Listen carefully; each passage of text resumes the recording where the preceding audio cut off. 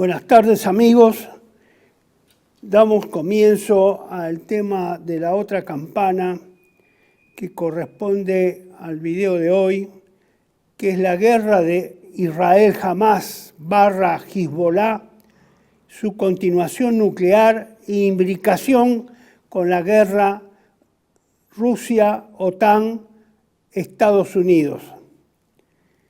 Hoy es 13 de septiembre y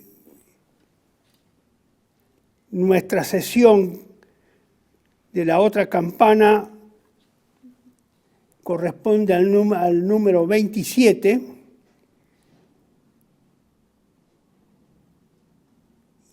y lo hacemos desde una perspectiva de la actualización de la situación nacional e internacional desde el punto de vista del nacionalismo y la cosmovisión tradicional cristiana.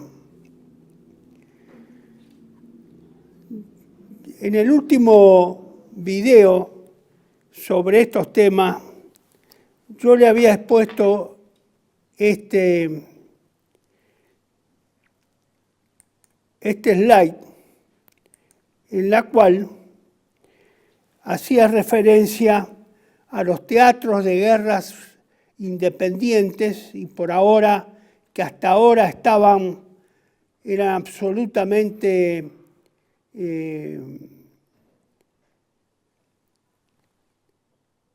separados unos de otros, sin relación íntima de tipo internacional o política, pero que eso se está desfigurando.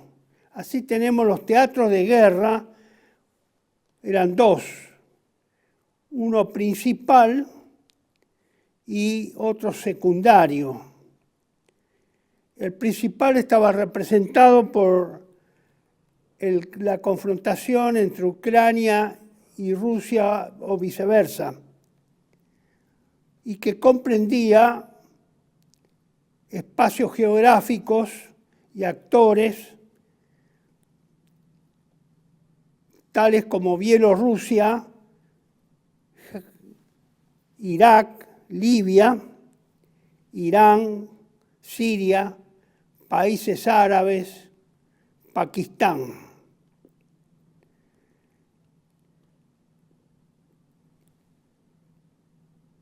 Y que se extendía al Medio Oriente con Israel, por supuesto siempre actuando la OTAN detrás, y otros países o organizaciones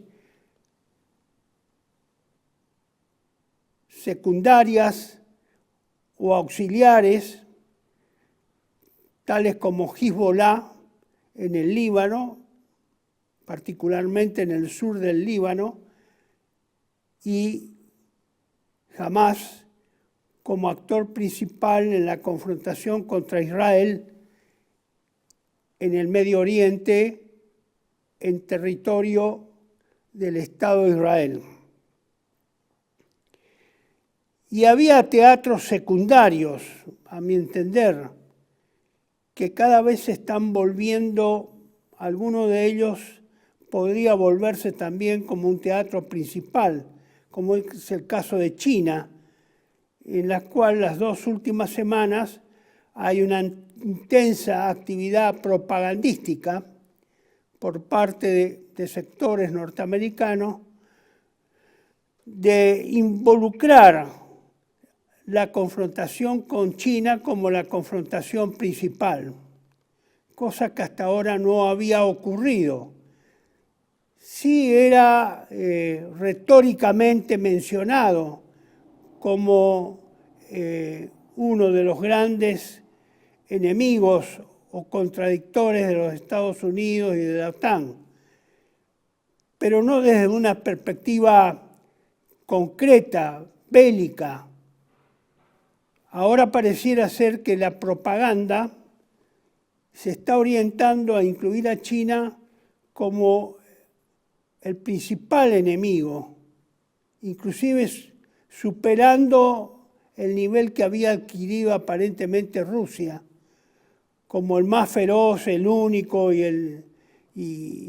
digamos, el partícipe indispensable en esta confrontación.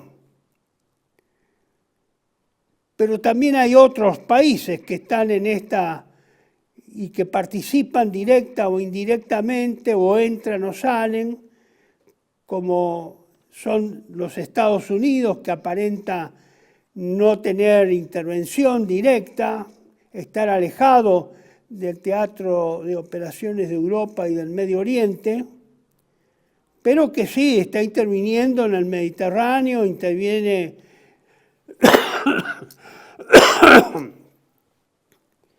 en el mar Arábigo, en el Golfo Pérsico, con sus flotas de portaaviones. Tenía tres flotas o cuatro desplegadas en la zona del Mediterráneo, el Mar Rojo y el Golfo Pérsico, y al sur de la península arábiga. Y están otros menores, como Brasil, que todavía no ha intervenido, pero que ya se siente hablar de una actividad cada vez supuestamente mayor en esta nueva fase que se estaría abriendo entre septiembre, este mes, y el mes próximo de octubre del 2024. Y quedaba un sector de esos actores secundarios en los que estaba el Cono Sur, en la eventualidad de que la guerra inicialmente entre Rusia y Ucrania se profundizara, que tomara un cariz o una naturaleza nuclear, y en la cual yo particularmente especulé y les hice ver la posibilidad de que el Cono Sur sudamericano fuera considerado también un teatro de guerra secundario, en la medida que Rusia y eventualmente otros aliados que tuviera Rusia que se activaran a partir de estos meses o en los próximos meses, podrían también contribuir a conformar ese teatro de operaciones del Cono Sur si Panamá quedaba fuera de combate, ya sea destruido o inutilizado para ser operable en sus funciones específicas de transbordar o permitir el pase de naves del Océano Pacífico al Atlántico y viceversa. Es un teatro de operaciones que eventualmente podrá o no abrirse, porque la lucha por el dominio marítimo o el predominio marítimo en el sur del Atlántico Sur, en el continente sudamericano, eso naturalmente alguien lo iba a ocupar, con permiso o sin permiso de los países que son parte del Cono Sur. Y en tal caso me refería a la posibilidad de que en esa destrucción o inoperabilidad del Canal de Panamá, el pasaje del Cono Sur pasara a ser el pasaje principal entre el Océano Pacífico y el Atlántico, y en la cual los puertos de la Argentina cobrarían una importancia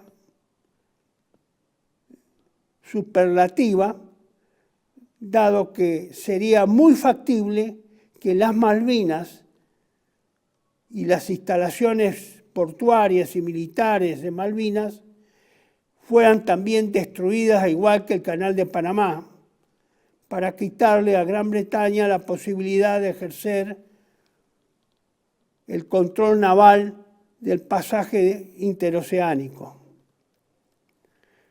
Eso está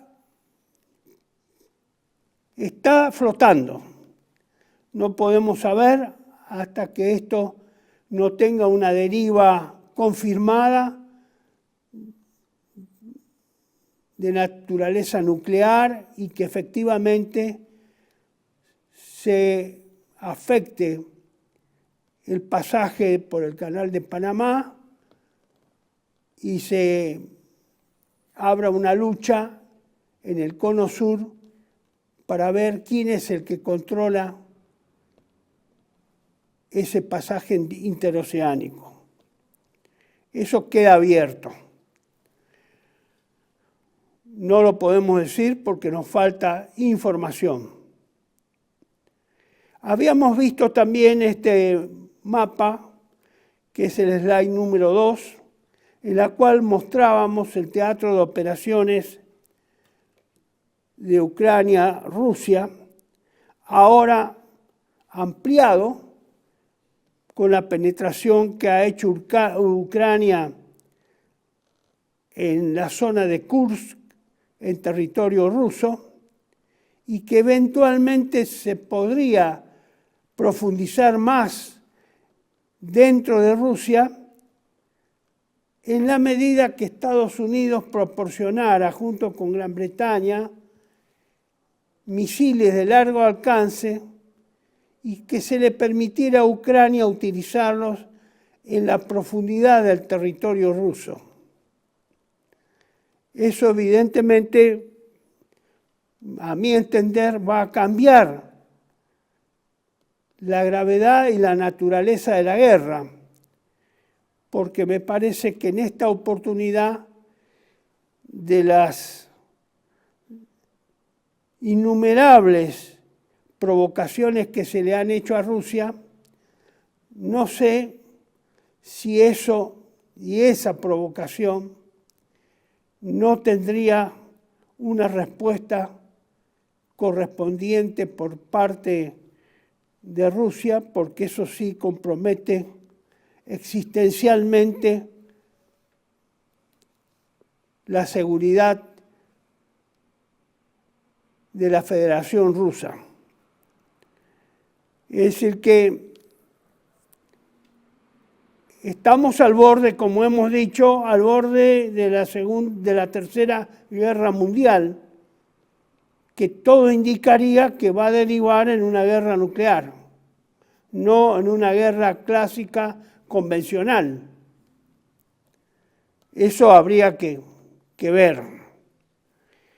Repasando la situación, nada más que para mencionar la situación en Kursk, ustedes tienen el slide 3 y en el Donbass,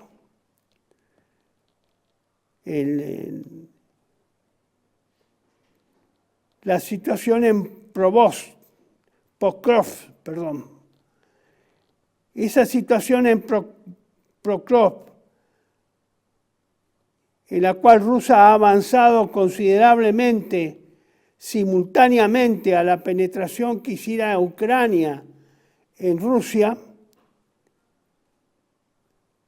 en Kursk,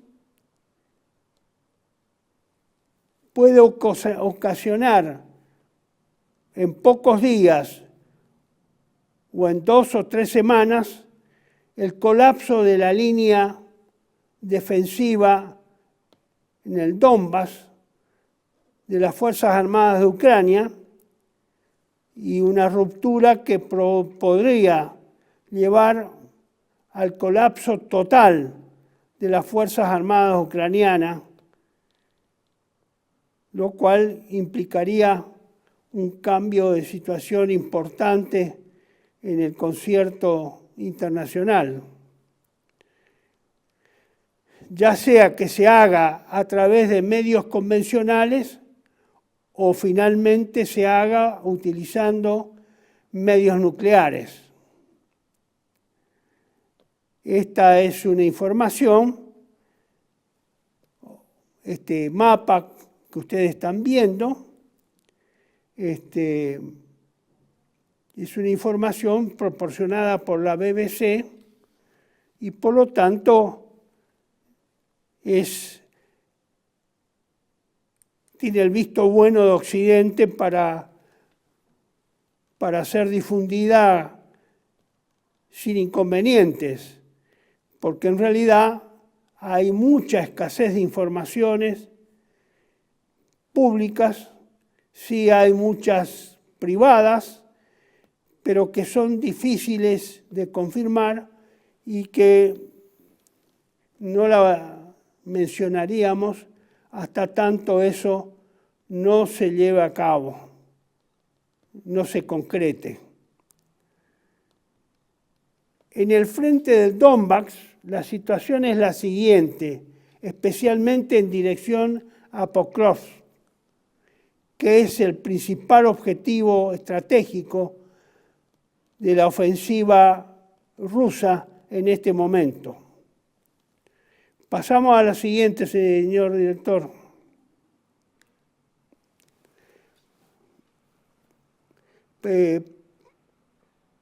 Pokrovsk es un centro de transporte clave en esa zona de Ucrania. Si cae, las fuerzas rusas cortarán una de las principales rutas de suministro de la región. Esto probablemente obligará a Ucrania a retirarse de Chasiv Yar y la línea del frente se acercará a Kramatorsk. Volviendo al mapa anterior, señor director, por favor, así ustedes ubican Chasiv Yar, que está al norte de esta saliente rusa hacia Pokrovsk, y Kramatorsk al norte a su vez de Chasiv Yar. Es decir que la extensión y ese frente es bastante amplio y ocasionaría, de hecho, la derrota del ejército ucraniano. El colapso es un tramo muy grande, muy importante. Hay varios, por lo menos 200, 300 kilómetros de frente, y eso sería una situación desastrosa para Ucrania, que prácticamente se ha quedado sin reservas apreciables o dignas de destacar, y con unidades cada vez más debilitadas, con menores efectivos, menos abastecidas, con poca capacidad de fuego por falta de munición fundamentalmente de artillería y misilística. Volviendo al slide previo, al número 6, para Ucrania esto significaría efectivamente la pérdida de casi toda la región de Donetsk, que el Kremlin ha luchado por capturar desde el comienzo de su invasión. El ejército ucraniano admite que su incursión en la región rusa de Kursk no logró obligar a Moscú a desviar sus tropas del este de Ucrania. De ese frente no se movió ni una sola brigada para ir a reforzar o a tapar, digamos, las penetraciones que había hecho Ucrania en el frente norte, al norte de Kursk. Por lo tanto, si los ucranianos tuvieron por finalidad con la incursión de Kursk obligar a los rusos a sacar brigadas y reservas de esta zona del Donetsk para llevarlas al frente de Kursk, no logró su objetivo estratégico. No logró nada porque no movieron ni una sola brigada. Dentro de Pokrovsk, la ciudad ucraniana más importante de Rusia,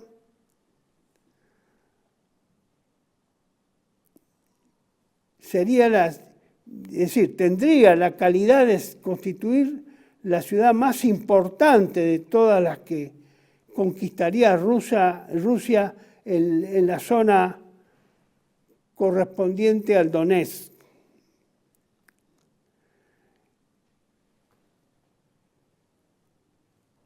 Esta información, vuelvo a repetir, como dice ahí al pie del slide, ha sido proporcionada por la BBC.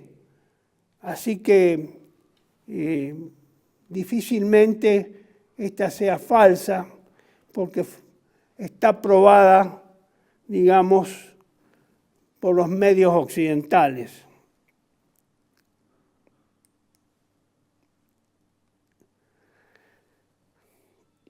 Evidentemente la incursión, si pasamos a la slide 7, señor director, algunos observadores sostienen que la penetración realizada por Ucrania en Kursk tenía evidentemente uno de sus objetivos era levantar la moral de los soldados ucranianos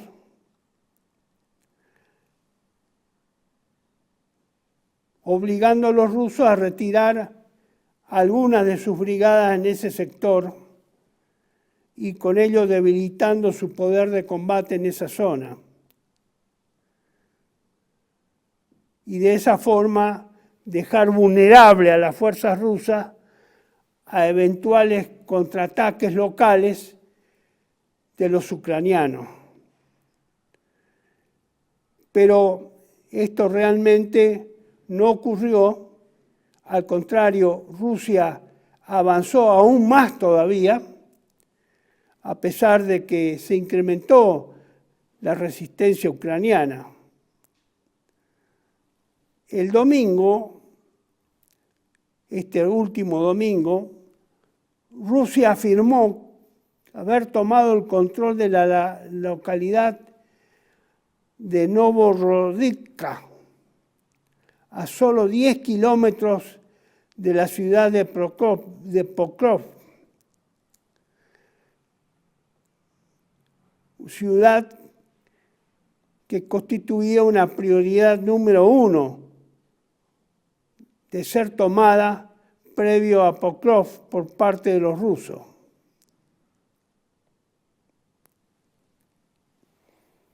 Según Sergei Dobrak, jefe de la administración militar de Pokrovsk, la proporción de fuerzas que luchan en dirección a esa ciudad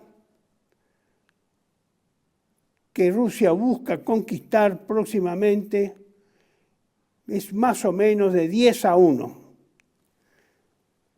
Es decir, 10-1 favorable a Rusia. Quiere decir que ahí hay una superioridad comprobada y es muy factible que esa ciudad caiga en los próximos días o semanas. Yo me arriesgo a decir que es probable que en las próximas semanas esa ciudad de Pokrovsk puede caer en manos rusas y quebrar, digamos, el frente ucraniano, como ya le dije, en una extensión considerable.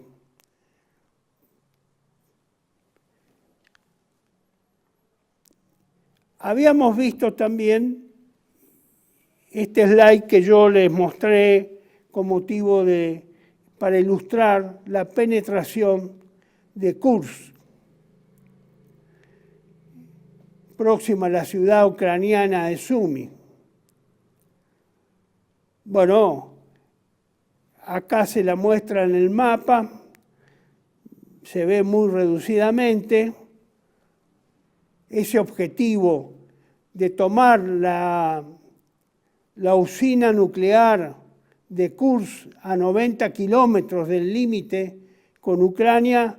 Eso ya quedó descartado porque Rusia ha reducido el tamaño de la penetración ucraniana y mucho menos, digamos, va a tener influencia en la ciudad sobre las operaciones que se desarrollaban en Belgorod, porque los ucranianos están empeñados en bloquear totalmente a los rusos la posibilidad de que reconquiste esa saliente de Kursk, esa penetración de Kursk, como ya lo habíamos visto.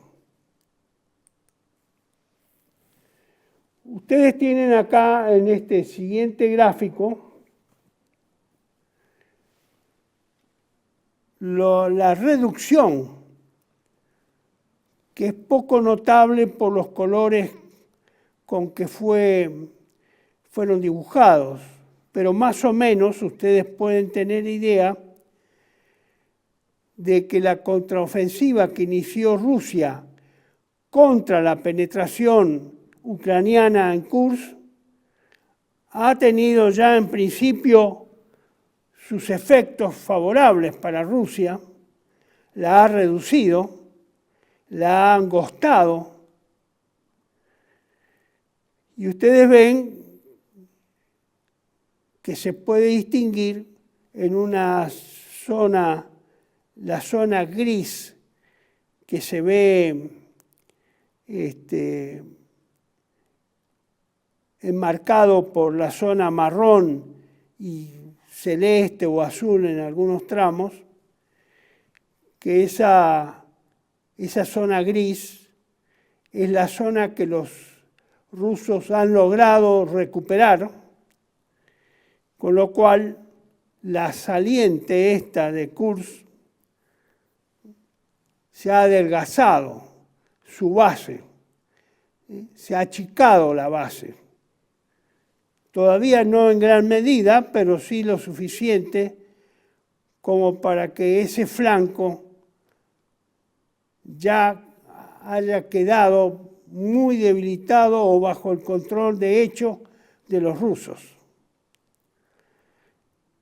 Es evidente que los ucranianos no van a poder continuar hacia Kursk, hacia la central nuclear de Kursk, ya por razones de impedimento y de diferencias de poder de fuego,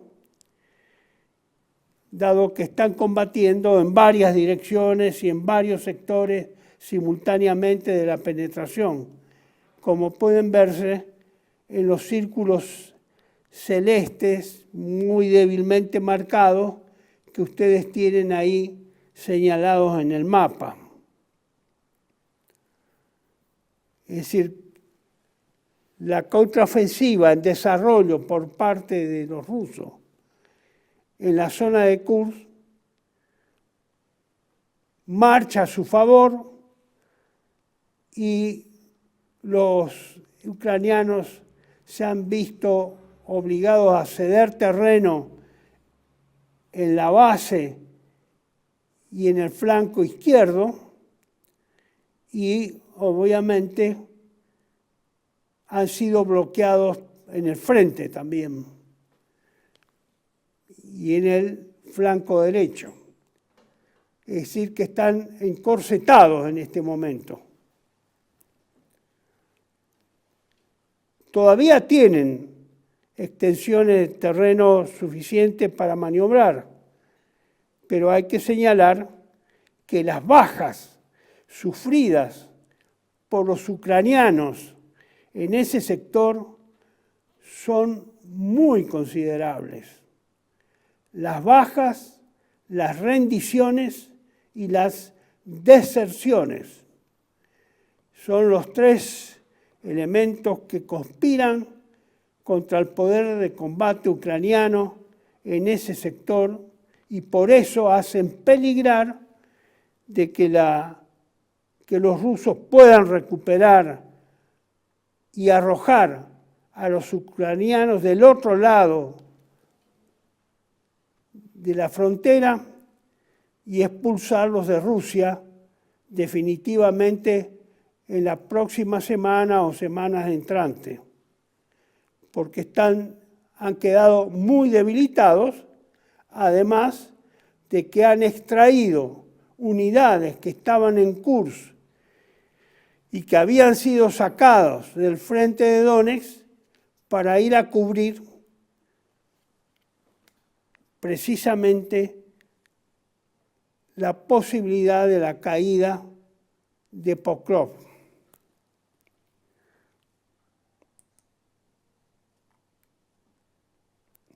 Ustedes tienen acá otra vista más de la misma zona de la penetración de Kursk.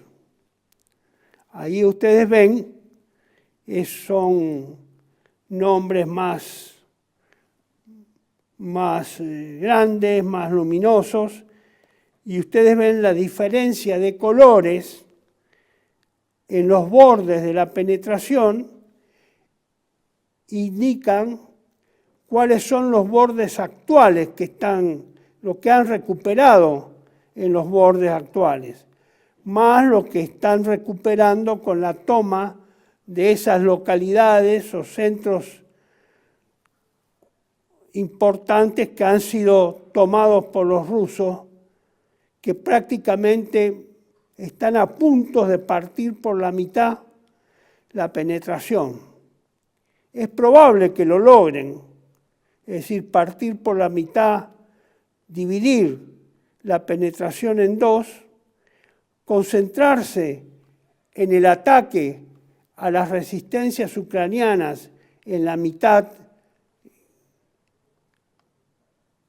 que en este momento está haciendo, en que los rusos están accionando en el flanco izquierdo, y luego pasar a limpiar y terminar de expulsar a los ucranianos al otro lado de la frontera.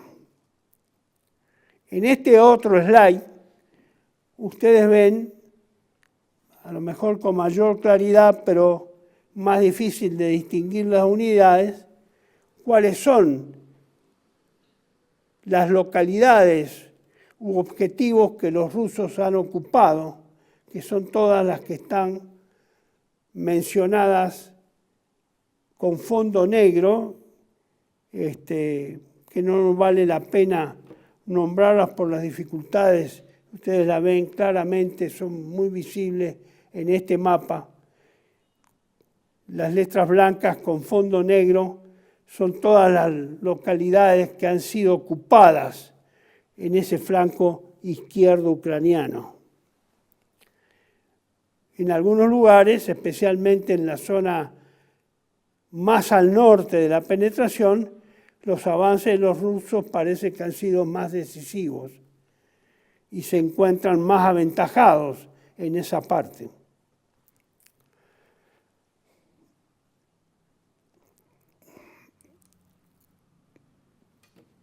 En última instancia, señores, le diría yo que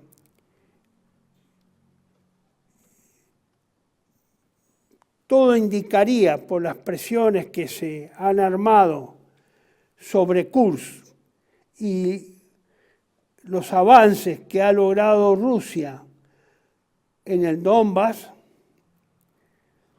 de que Ucrania se está quedando, digamos, en una situación de extrema debilidad y que solo le augura una gran derrota, por lo que lo he señalado reiteradamente, no solo la debilidad en la relación del poder de combate desfavorable para Ucrania, sino también las grandes bajas, el extraordinario poder de fuego destructivo que tiene Rusia sobre Ucrania, las deserciones y las rendiciones de los elementos ucranianos. Bueno, con esto,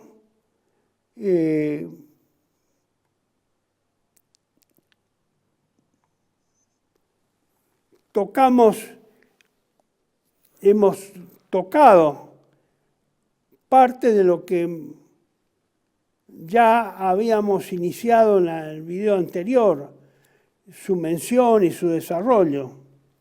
Era mi intención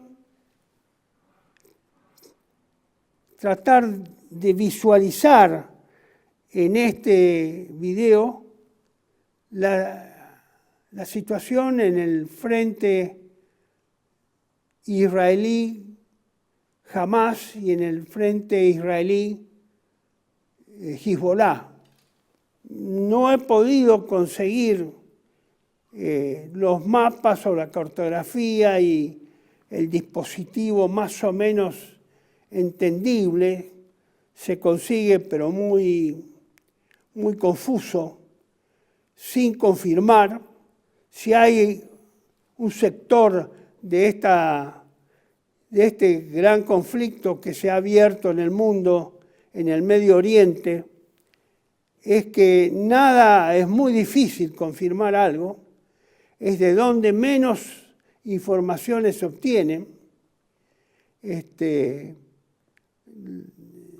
Las fuerzas israelitas son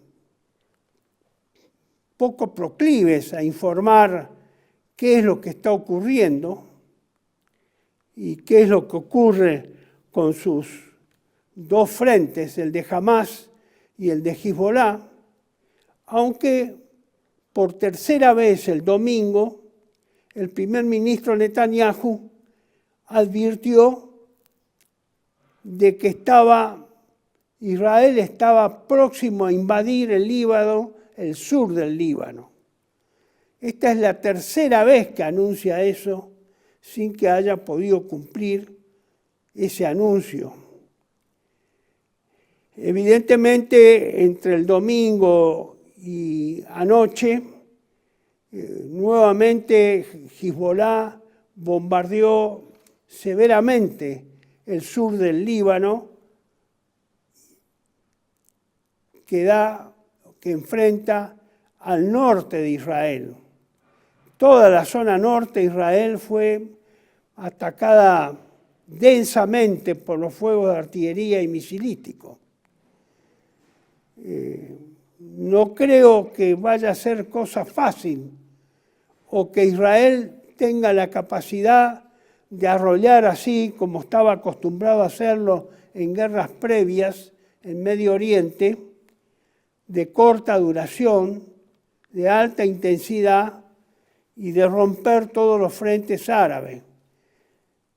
Hezbollah, por ejemplo, se sabe que tiene unos 200.000 misiles disponibles en el sur del Líbano para enfrentar, y tienen no solo los misiles, los cohetes simples que se lanzan con las lanzaderas tipo Katyusha rusas, sino también misiles balísticos. En cambio, Hamas todavía pareciera que mantiene una amplia dotación de cohetes también para ser lanzados por lanzaderas tipo Katyusha, aunque dispondría de poco material misilístico de mayor envergadura, similar al que cuenta Hezbollah. Pero se cree que pasarían los 100.000 cohetes disponibles. Es decir, que ninguna de las dos partes, Israel está en condiciones de imponer una victoria como la que acostumbraba a hacerla hasta el año 1973 o el del 2006, que fue su última aventura con Hezbollah en el norte de Israel.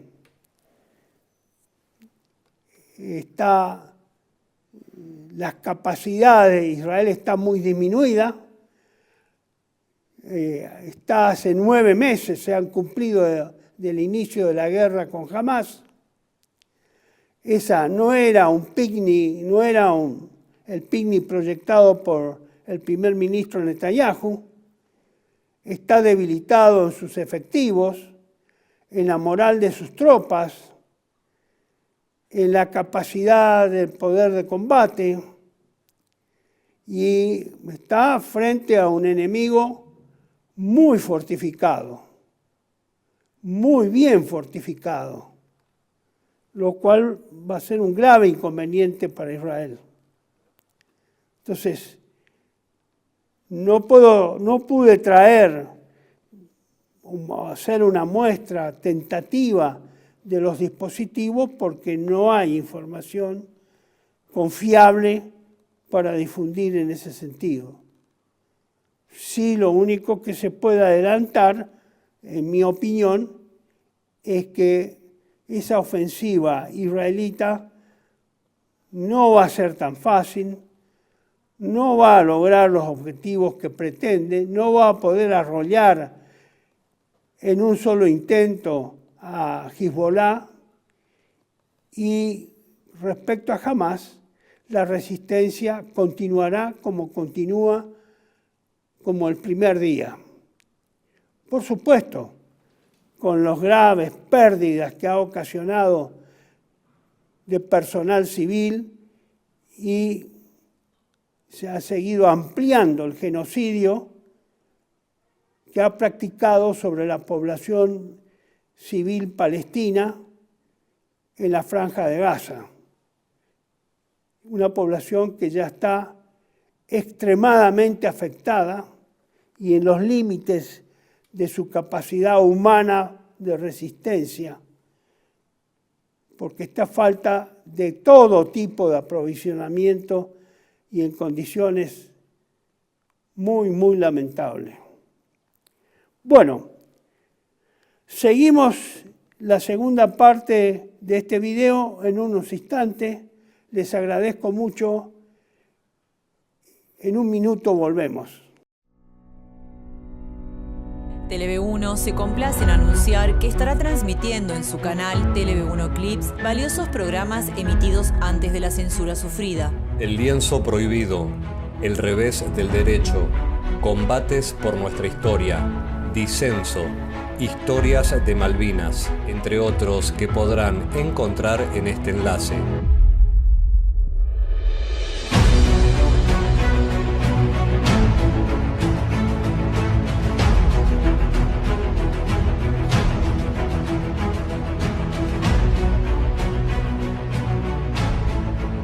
Agradecemos su aprovechamiento y difusión.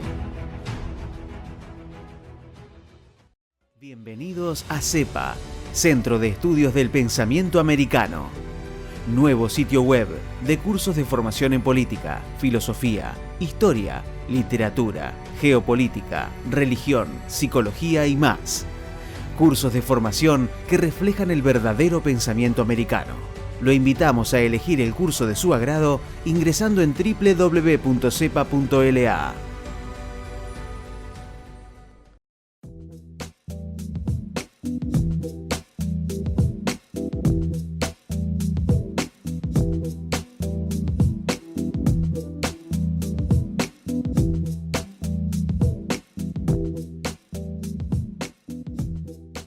Decir siempre la verdad primero tiene un precio.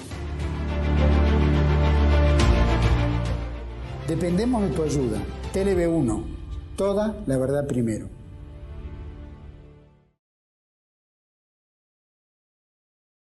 Bueno, continuamos, estimados amigos, con estas consideraciones sobre la guerra que se desarrolla en Europa y en el Medio Oriente. Yo a esto lo llamé en el video anterior las realidades de la guerra.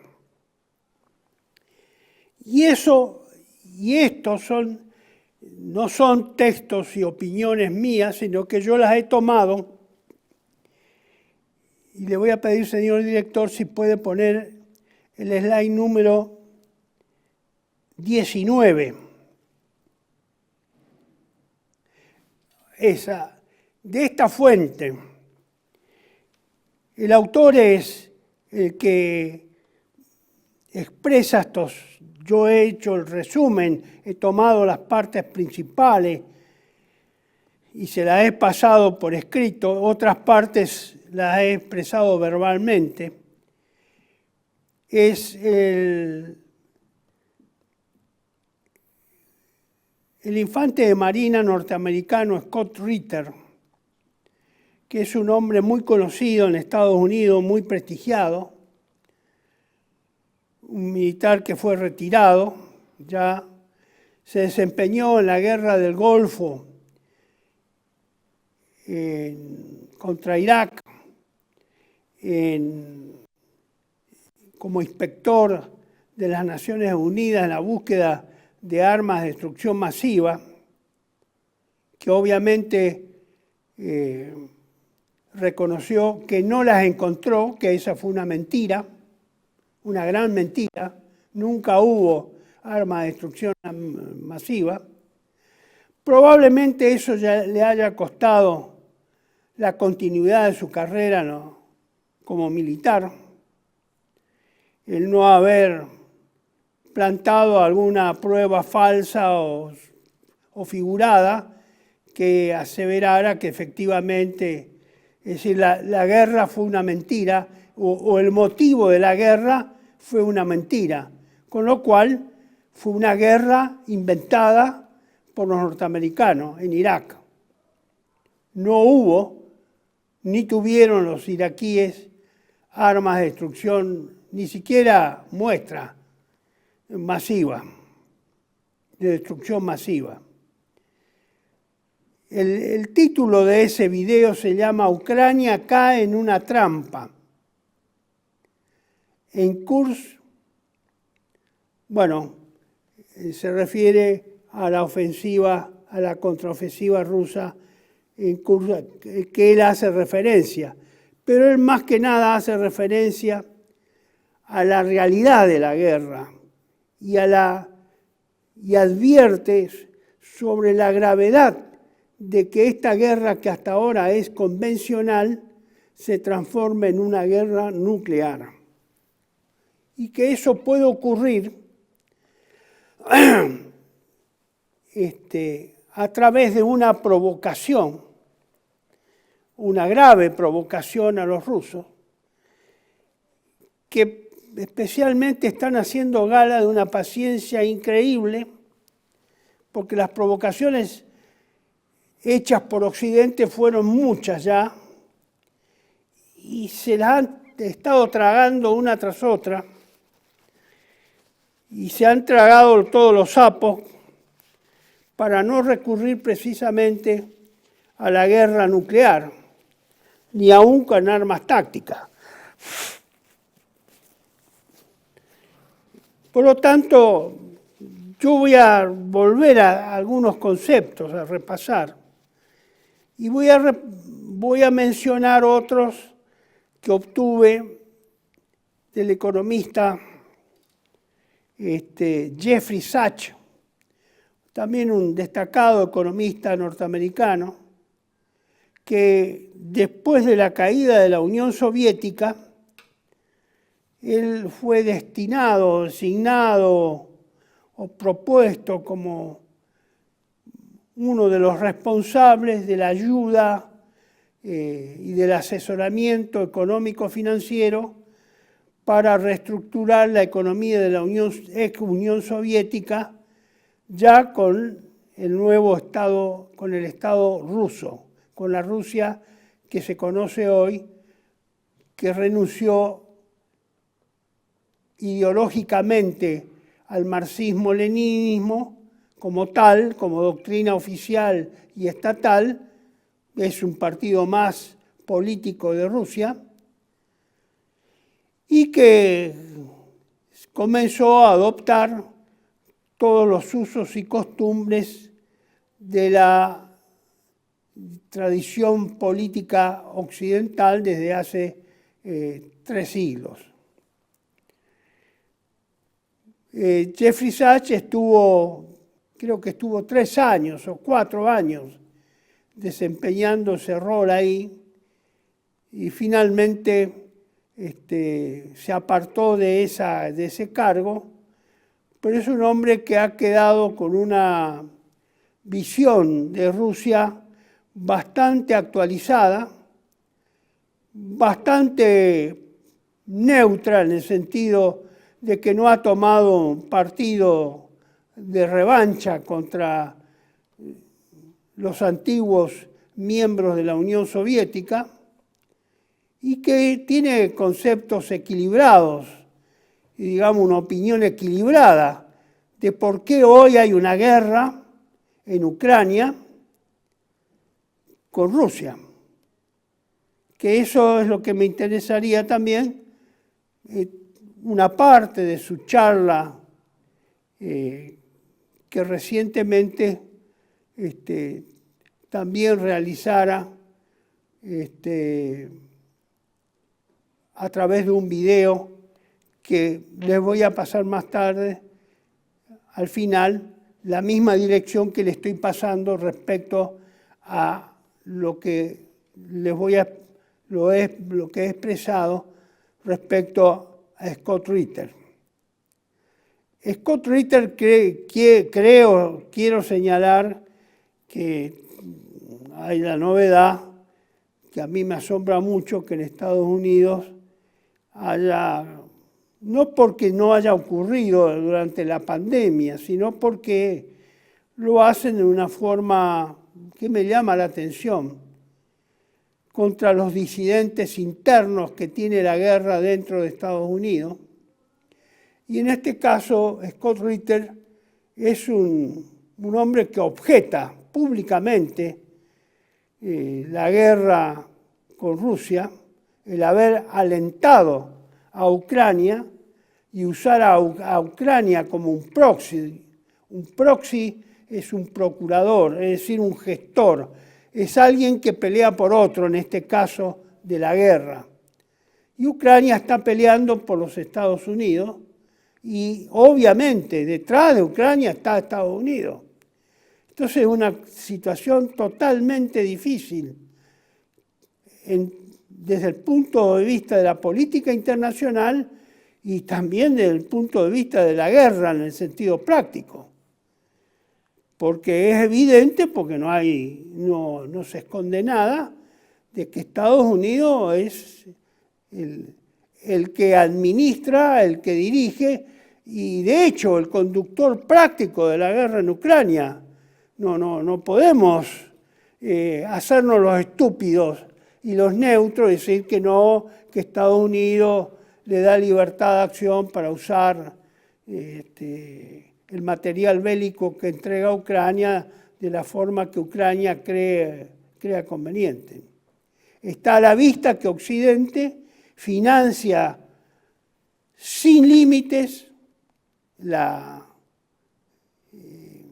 con la OTAN, a través de la figura de la OTAN, financia el abastecimiento del material bélico, alimentario y de todo tipo, energético, a Ucrania. Ucrania es un gestor, es el que representa a Estados Unidos. El término en inglés desde hace muchos años que se usa para esa figura de esos países es de proxy. Entonces, en realidad es cumple las órdenes de Estados Unidos y de la OTAN. Es así. Es evidente que estos últimos meses están empleando mercenarios que son tropas regulares de la OTAN, de países de la OTAN, que se visten con el uniforme ucraniano y operan como unidades ucranianas cuando son unidades que realmente son extranjeras, pero bueno, usan el uniforme ucraniano y tienen los documentos y todo que atestiguaría que son ucranianos y que cobran como mercenarios. Bueno, eso ya no es un secreto para nadie. Y así se ha desarrollado esta guerra, y lo cual yo me imagino que es muy difícil para los rusos decidir qué hacer frente a las provocaciones cada vez más atrevidas, cada vez más profundas, que afectan a Rusia y que me imagino que no es nada fácil dilucidar, especialmente porque esta guerra ha tenido una dimensión esencialmente propagandística. Esta es una guerra de propaganda que se hace a través de los medios militares. Es decir, una propaganda armada. Entonces, la propaganda se ejerce con motivo de los hechos militares.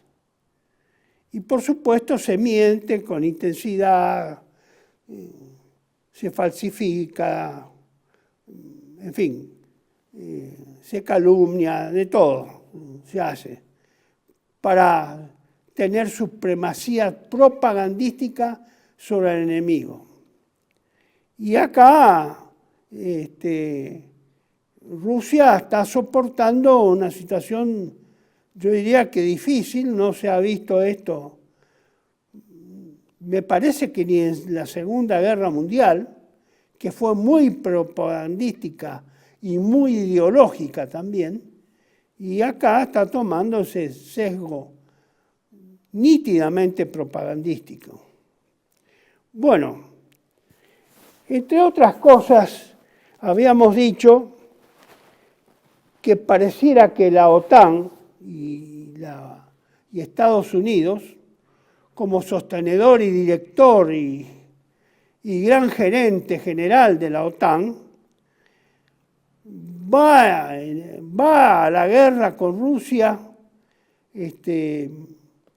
cada vez más frontalmente y va a una guerra nuclear. Eso yo lo expresé ya en varias oportunidades y especialmente en el video anterior. Lo reitero ahora para repasar estos conceptos porque sinceramente acá en Argentina yo no veo que a nadie le preocupe nada de que esa situación se pueda confirmar. Y me estoy hablando respecto a la opinión que puedan tener militares, profesionales, gente que conoce un poco más, no la gente común de a pie que de estas cosas no conoce, sino que me refiero a la opinión que no veo que preocupe a gente que debería estar preocupada por una situación de una guerra nuclear, porque sabe, o suponía yo, que sabía de qué se hablaba, de qué implicaba eso. No, acá hay una liviandad total respecto a ese tema, por lo menos en la Argentina.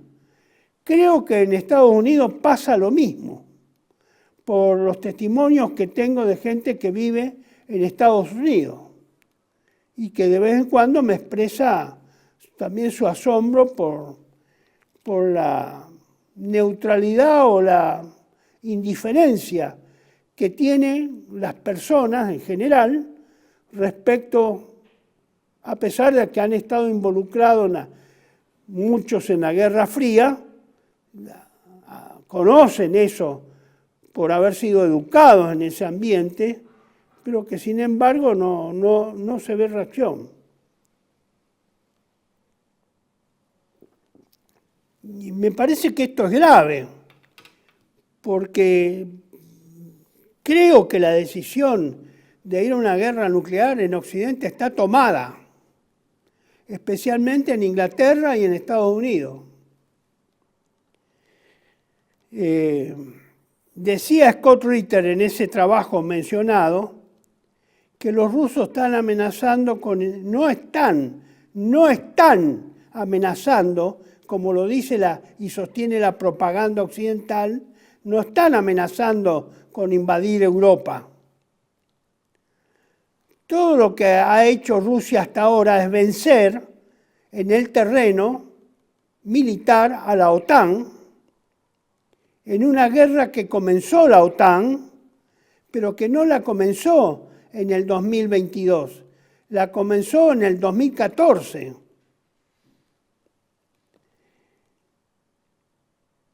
Pese a todas las propuestas y advertencias que le hizo Rusia a través del presidente Putin al señor Biden, siendo la última la que efectuó en su última reunión personal que tuvo con Biden en diciembre del 2022. O en diciembre o enero del 2022, o diciembre o enero del 2023. No hubo caso, no le quisieron entender al señor Putin. Y ahora se encuentran, como dijo el general Cavoli, que es el comandante norteamericano y que es el comandante de la OTAN, a pesar de su confesión, de que la OTAN no estaba preparada para sufrir grandes bajas, de ver una guerra donde se sufrieran grandes bajas por los factores de sostenibilidad, por lo tanto, se dio cuenta tarde, opina Ritter, de que no puede luchar contra los rusos cuando reconoce el señor Cavoli, el general Cavoli, que los rusos tienen el mejor ejército y la mejor manera de hacer la guerra moderna. Les reconoce eso. Y está asombrado el general Cavoli de las bajas que se han provocado al ejército ucraniano. Las bajas como en muertos, que es probable que ya hayan alcanzado los 600.000 muertos, y que el día que termine la guerra es altamente probable que el cálculo no sean estos 600.000 muertos que hasta ahora se cree, sino que puedan alcanzar 1 millón de muertos reales por parte de Ucrania.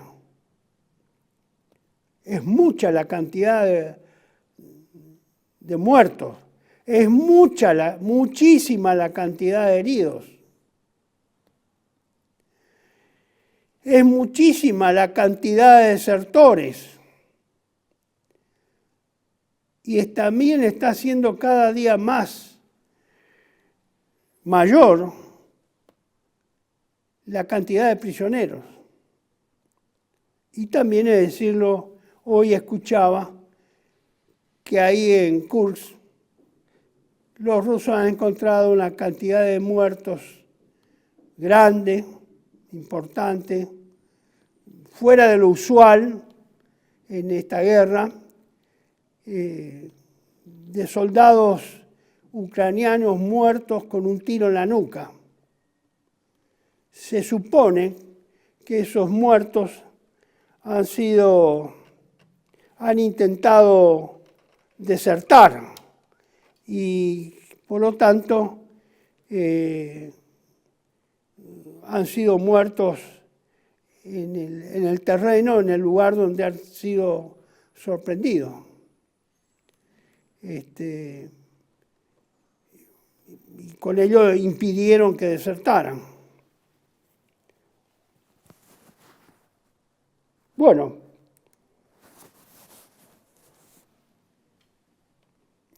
en síntesis, lo que ha hecho el señor Putin, al que tanto odian, es derrotar a la OTAN y a su proxy, que es Ucrania, en su propio territorio.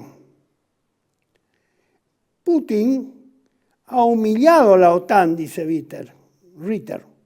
La derrota de la superioridad tecnológica de la OTAN es innegable, por otra parte,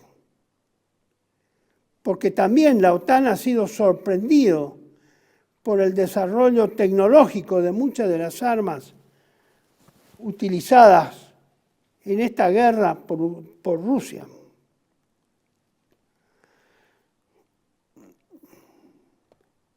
En otros párrafos también dice que hay algunos que se están dando cuenta en Occidente de que esta guerra, esta aventura de la guerra contra Rusia es una locura. Hay gente en Occidente que parece que se empiezan a dar cuenta de que está siendo una locura.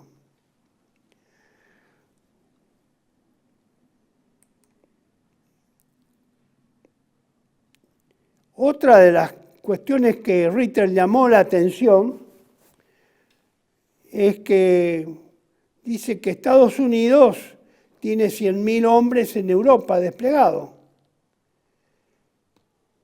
que no tiene 300.000, y que que difícilmente pueda obtener, si la guerra se extiende, 300.000 efectivos más, porque tiene el problema logístico del transporte, del reclutamiento de esos 300.000.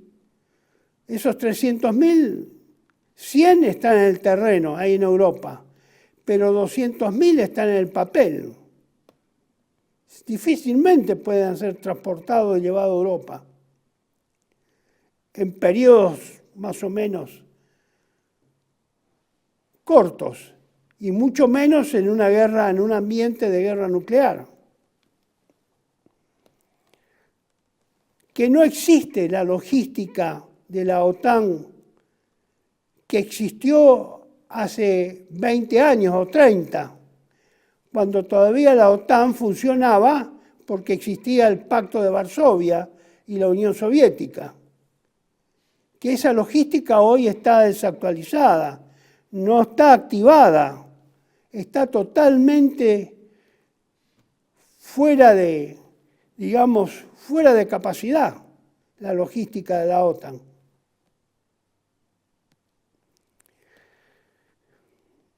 Y el otro problema grave que tiene es que hasta 1991, en que se disolvió la Unión Soviética y el Pacto de Varsovia, el borde, el límite con Rusia era Alemania. Del Atlántico, de los puertos del Atlántico a Alemania, es una cosa. Pero el tramo que hay entre ese límite antiguo de Alemania, de la frontera alemana, con la frontera actual con Rusia, en la cual han entrado a la OTAN países como Polonia, los estados bálticos, la República Checa, Hungría, Rumania, Finlandia, Noruega, ese espacio que hay entre lo que era la frontera antigua con la Unión Soviética o el Pacto de Varsovia y la actual frontera con Rusia, que integran todos estos países que nombré, la infraestructura no está preparada para movilizar tantos efectivos de la OTAN y hacerlo con tanta rapidez y a los lugares que son necesarios ser transportados. Esa logística no se hizo, no se previó eso. Nadie previó entre 1991 y ahora hacer los caminos, las rutas, los puentes, agrandar los puentes, hacer nuevos puentes por el peso, etcétera, etcétera. Nadie hizo eso. No se hizo eso. No hubo preparación para la guerra, para esta guerra.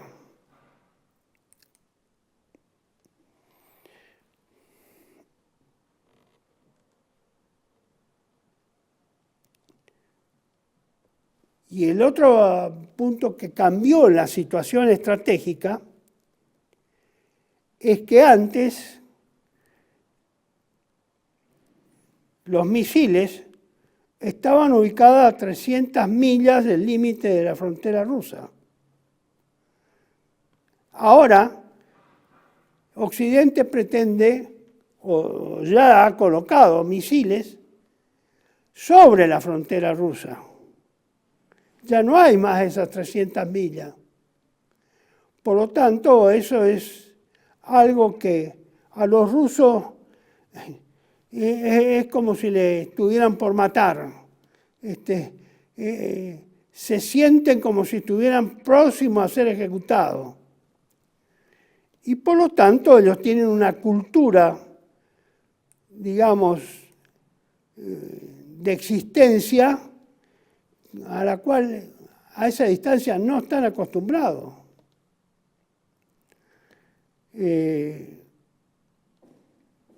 Y evidentemente eso no se puede subsanar. Y no se va a poder subsanar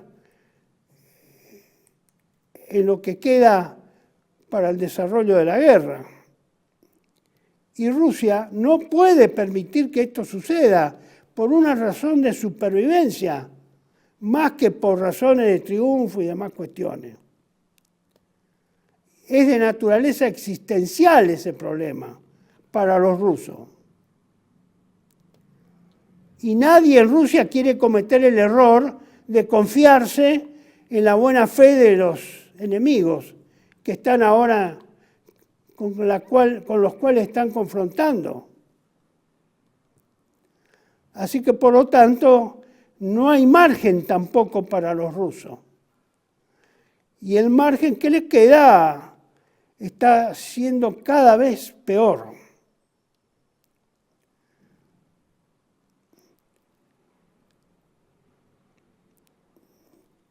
Ahora, en Occidente se preguntan si la guerra nuclear, si al final Rusia llega a reaccionar o a responder a una provocación con armas nucleares, la gente se pregunta en Occidente, pero Rusia no entiende que eso, usar armas nucleares va a ser, digamos, el fin, va a significar también la aniquilación nuclear de Rusia. Y eso Ritter dice que sí, que eso es, los rusos son conscientes de eso, pero tienen frente a sí el problema de ser aniquilados desde la paz sin mover nada, sin hacer nada, y ser aniquilados moviendo y causando también daño al enemigo. Y entre las dos cosas, entre las dos opciones, los rusos prefieren equivocarse y moverse antes de que sean aniquilados. Y ser aniquilados corriendo el riesgo, es decir, con la posibilidad de también poder aniquilar parcialmente a su enemigo. Bueno, estas son, digamos, las consideraciones que yo quería volver a reiterar, porque acá se toma todo muy livianamente y alegremente se está tomando. Por eso yo traje también esta pequeña cita que he obtenido también de una entrevista al profesor Jeffrey Sachs, que es un profesor de economía, que se llama Neocons and World Dominance, es decir, neoconservadores y el dominio mundial. Eso está en YouTube, está en este slide que le estoy pasando, y es muy interesante. No lo tengo escrito, se lo voy a decir verbalmente. Esto vale la pena que ustedes lo vean, ustedes personalmente lo vean. Más aún, si bien está en inglés, está esta facilidad ahora que hay, seguramente es debido a la inteligencia artificial o a la aplicación que han hecho YouTube, de que la traducción pueda ser hecha en español. Hay en los dispositivos que tiene de configuración, hay eso, digamos, la posibilidad de que se pueda ahora casi en todos los videos leer en español. Claro, no sé si la calidad del español sería tan bueno como traducirlo posteriormente, pero se puede leer en español. Vean ustedes la ruedita, y en la ruedita de la configuración trae una posibilidad. ¿Qué dice Sachs? No queríamos la paz. Se refiere a la relación con la Unión Soviética, a la relación con la Unión Soviética después como consecuencia de la Guerra Fría.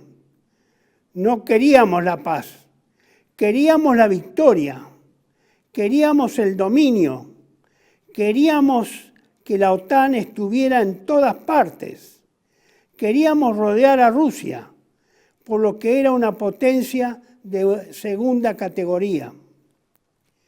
Quiero decirles, dice Sachs, que nosotros decidimos, ustedes no deciden. Este es nuestro mundo unipolar. Esa es la mentalidad de Victoria Nuland y la de los neoconservadores. Y lo que es fascinante e importante que la gente entienda es que a veces pretendemos que tenemos a los demócratas contra los republicanos y a los republicanos contra los demócratas. Claro, acá lo que Sachs dice, los que deciden somos nosotros. Y los nosotros no es el pueblo en su totalidad, en esa ficción democrática que el pueblo decide. No, es un grupo. Es un grupo que él la identifica específicamente en esta señora Victoria Nuland, una gran provocadora y una gran mujer, una gran, digamos, destacadísima dentro del sector de los neoconservadores, proguerra contra la Unión Soviética o contra Rusia en su momento y ahora contra Rusia a partir de 1991. Y dice, esta ha sido una política consistente, la de Nuland, desde George W. Bush, el señor Bill Clinton, George W. Bush Jr., Obama, Trump y Biden. Esto ha sido lo que llamamos el Estado profundo o el Estado de seguridad nacional. Se estableció una política coherente, Las decisiones se tomaron ya en 1992, cuando Dick Cheney, era el secretario de Defensa, y cuando Clinton llegó, tenía a Victoria Nuland, funcionaria de alto rango del Departamento de Estado para Asuntos Rusos. La línea dura de los neoconservadores fue Victoria Nuland, que vino con Clinton. También vino W. Bush.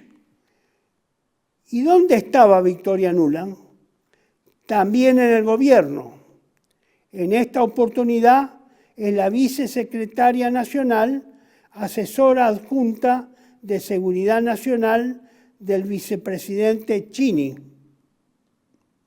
que volvió a ser la misma persona que fue designada en el 2005 para desempeñarse como embajadora de Estados Unidos ante la OTAN en el 2008.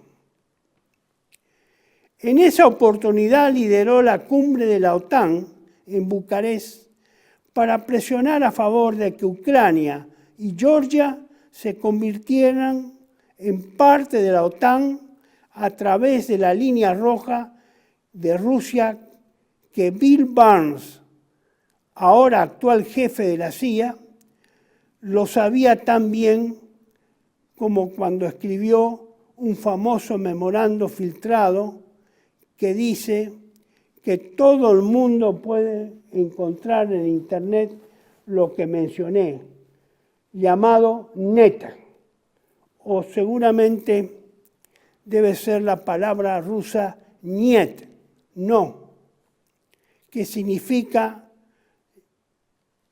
no en Rusia, y luego en el 2014, cuando fue la revolución del Maidán y el golpe de Estado en Ucrania.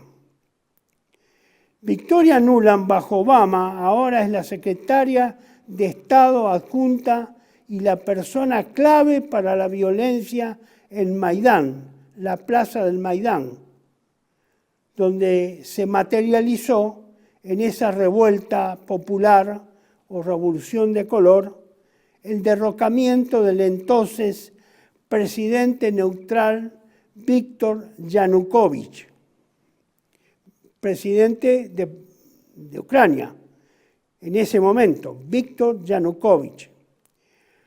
Cuando asume Biden, decide que Nuland fuera ahora la subsecretaria de Estado para Asuntos Políticos, supervisando esta guerra que evoluciona. Así que mi opinión es que no importa si fue Clinton o Bush u Obama o Biden, en este caso ella ha estado ahí en todo momento. Es decir, la señora Nuland estuvo en diferentes presidencias de diferentes partidos.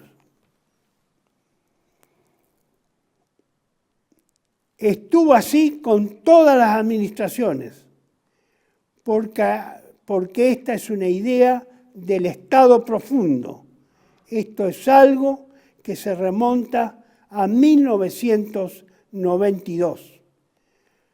Es decir, que esto, según el profesor Sachs, no es una decisión exclusiva y excluyente del señor Biden en el 2022 de no hacer caso a las advertencias de Rusia a través de su presidente Putin en las diferentes reuniones previas al inicio de la operación militar rusa en Ucrania. En todas esas reuniones donde Rusia fijó o expuso las líneas rojas, cuáles eran para Ucrania, para Rusia, y que Estados Unidos no atinó a considerar ninguna de ellas, en ninguna oportunidad de esas reuniones previas. Es decir, en última instancia, Sachs dice que esto no es una cuestión del año 2022, no es una negativa de Biden en el 2022. Esto es una decisión que ha tomado el Estado profundo en 1992. Pese a todas las promesas verbales que hicieron los secretarios de Estado de no avanzar la frontera de la OTAN a Ucrania, ni al límite con Rusia, como está ahora. Límite que parece risueño.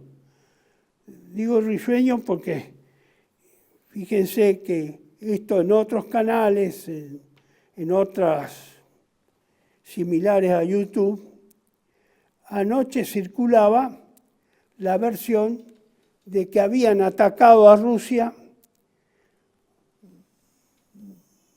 una determinada cantidad de drones, primero desde Noruega, y luego se empezó a difundir que también el ataque era desde el territorio de Finlandia, que limita, por supuesto, con Rusia y que forma parte de la OTAN desde hace 4 meses, creo, 5. Es risueño todo esto. Es decir, pensar, evidentemente, esta decisión fue tomada por el Estado profundo o el Estado de Seguridad Nacional, como también lo llama Jeffrey Sachs. Fue tomada hace mucho tiempo. Lo lamentable es que no se prepararon para eso, que es lo que dice, y he expuesto comentando lo que decía Scott Ritter en el video pasado. Nada funciona para llevar toda esa cantidad de material y tropas a la primera línea, que es a la frontera con Rusia. No funcionan, no se hicieron las obras, no se tomaron las previsiones, no se movilizaron los soldados, no se adiestraron las reservas. Y se enfrenta a una situación que por ahora está tomando un cariz netamente propagandístico o esencialmente propagandístico. No quiero decir con esto que lo que resaltaba respecto a muertos, heridos, desertores y capturados o prisioneros, ¿no? Eso existe, es intenso y desgraciadamente existe. Lo que no existe es todo el relleno para llevar a cumplir esa política decidida en el año 92. Y se hizo poco y nada. Y no es el primero que oigo. He escuchado al coronel Douglas MacGregor también decir que Estados Unidos no está en condiciones de entrar en guerra con Rusia. No está en condiciones. Es un hombre serio, es un hombre sensato, que es muy escuchado dentro de Estados Unidos. No sé, un hombre de prestigio. No creo que él se anime a inventar una ficción de que, desmereciendo al ejército al cual él pertenece y perteneció. He escuchado a otros de gran prestigio intelectual y en el ámbito estratégico y geopolítico decir lo mismo, que no está en condiciones el ejército norteamericano. Sin embargo, cuando uno habla entre gente que más o menos tiene un mismo nivel de conocimiento y de capacitación, se encuentran con paredes que yo no sé de dónde salen o por qué están en una posición tan irresponsable tan poco profesional. No lo entiendo. Estimados amigos, ustedes saben que estamos en tiempos difíciles. Estos tiempos difíciles no son solo en la Argentina, sino son universales.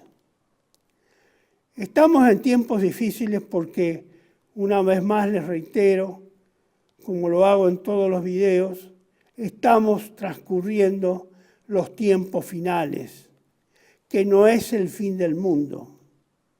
Los tiempos finales es un tiempo previo, muy previo, no sé cuánto de previo, porque no está definido, no está cuantificado, al fin del mundo. Pero que se iba a producir ese tiempo final, que se iba a producir porque fue anunciado por nuestro Señor Jesucristo en su discurso escatológico, que tantas veces he citado, y que sería bueno que ustedes lo investiguen, lo lean en los 4 evangelistas y después en el Apocalipsis. Los tiempos, digamos, el discurso escatológico está expresado por nuestro Señor Jesucristo dentro de los 4 evangelios. Fue desarrollado por los 4 evangelistas, uno más extenso, otro menos extenso. Pero está en los 4. Inclusive, en uno de ellos, creo que en Mateo, el evangelista transcribe en palabras del propio Señor Jesucristo, diciendo que este tiempo final iba a ocurrir y que iba a ser peor que los tiempos de Noé, es decir, el diluvio de Noé, y que no iban a volver a ocurrir, que no iba a volver a ocurrir, es decir, no iba a volver a pasar eso. Es decir, que yo interpreto que quiso decir que era único, que no iba a haber otro tiempo final, que iba a haber el que tenía que venir. Hay distintas escuelas teológicas e interpretativas de las profecías que fueron expresadas, escritas por muchos profetas del antiguo Israel, por profetas judíos, por nuestro Señor Jesucristo y por profetas cristianos. Y siempre hay un camino, se ha encontrado un camino lógico, sucesivo, cronológico. Y evidentemente hay indicios. Para eso, uno de los auxilios mayores que hay son los astros, no la astrología, los astros, porque fueron colocados, hechos por Dios, precisamente para señalar los tiempos, para anunciar los tiempos, pero no en el sentido astrológico, de la ubicación de los astros y toda esa, que es más diabólico y satánico que escatológico eso. Y los astros tienen porque se habla que en esos tiempos finales va a haber un episodio que va a ser astral, se va a producir en el universo. Y que va a haber un fenómeno como, por ejemplo, 3 días de oscuridad. Supuestamente eso se va a producir también con la colaboración o participación de algún fenómeno astral, es decir, provocada por astros, no solo por el clima de la Tierra, no solo por la meteorología de la Tierra. Entonces, yo creo que deberíamos por un instinto de supervivencia, por lo menos tomar conocimiento de esto y darle la seriedad que, bueno, cada uno le puede otorgar. Pero por lo menos de que existe esa posibilidad, sería sano que lo creamos y que lo admitamos y que lo estudiemos. Porque evidentemente, bueno, para mí Dios existe y seguirá existiendo. Y hay una pregunta que hace el ángel: ¿quién como Dios?, se pregunta. Y la respuesta es: nadie como Dios, nada como Dios. Entonces, Dios es una realidad. El hombre moderno ha sacado a Dios de la circulación, lo ha tachado, lo ha hecho desaparecer. Es el gran desaparecido de la historia universal. Ha sido desaparecido. Pero Dios existe, Dios reina, Dios ordena. Es el gran ordenador de la vida universal. Es el origen y es el creador de todo lo existente en el universo. Dios no dejó de existir. Solo en la imaginación, en la ficción, en la locura racional o racionalista de los hombres puede haber existido una afirmación de ese tipo. Por eso, una vez más les digo, acuérdense, nada se puede hacer sin Dios. Nada es posible sin Dios. Por eso el ángel también cuando le anuncia a María el fenómeno del cual ella iba a ser parte y actora al concebir humanamente a nuestro Señor Jesucristo, el ángel le dice, bueno, yo no convivo, le dice la Virgen, no convivo con ningún hombre en la cual pueda nacer un ser humano. Y el ángel le dice, para Dios nada es imposible. Nada hay imposible. Para Dios nada hay imposible. Así que, señores, estimados compatriotas, amigos, hagamos un esfuerzo para entender la realidad. Dios es parte de la realidad, no es ajeno a la realidad, es parte de la realidad. Dios existe, Dios es realidad. Bueno, esperemos entendernos mejor, a ver si encontramos más gente que sea un poco más realista y pueda entender, en principio, cómo esta realidad humana, terrestre y universal del universo completo existe. ¿Quién lo pudo hacer? ¿Qué hombre lo hizo? Tal vez alguno de ustedes lo encuentre. Por ahora el autor de la creación exclusiva y excluyentemente es Dios nuestro Señor. Será hasta el próximo video. Nos vemos. Hasta pronto.